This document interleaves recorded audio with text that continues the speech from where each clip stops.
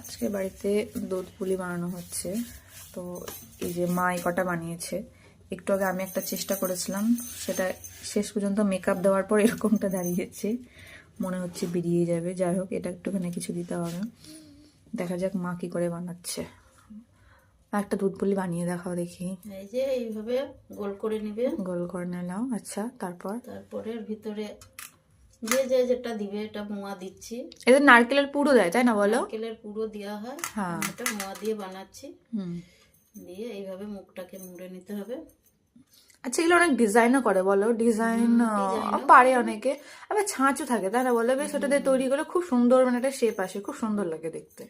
হাতে বানাচ্ছি। দুধে দেওয়ার পরে এগুলো খুলে যায় না, তাই না বলো? এটাই সব থেকে ভালো লাগে।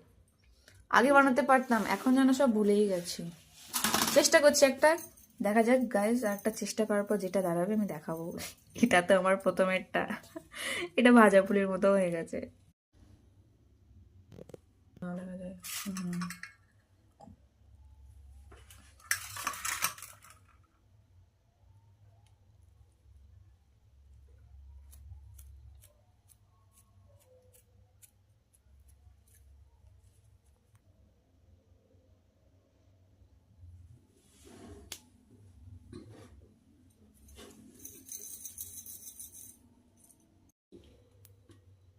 কি এটা?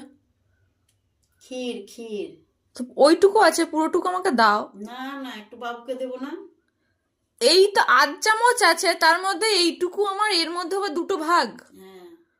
কঠিন মানুষ তুমি। আমার দরকার নেই, তুমি একা খেয়ে নাও, ঠিক আছে? না, আমার একটু দরকার নে, নেই, একটু নে, আমার রাগ দরকার করতে- নেই। রাগ করতে এইটুকু হয় না। জিনিস, তার মধ্যে আবার 3টে ভাগ কেন? একা তো আমাকেও দেওয়া যায় না, এটা রাগ গোটাটাই। করতে হয় না, ভাই হয়তো নে, একটু নে, একটু নে।